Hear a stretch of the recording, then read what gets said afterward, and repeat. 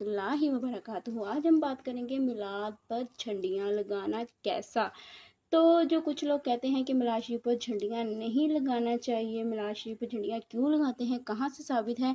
तो हम कहते हैं कि कहाँ से साबित है। जो नवाज शरीफ अपना झंडा, जो नवाज शरीफ का झंडा है, और जो उसके बाद ये पीपल पार्टी, ये सारी जो पार्टियाँ अपने झंडे लगाती हैं, ये कहाँ से साबित है कि ये झंडे लगाने चाहिए।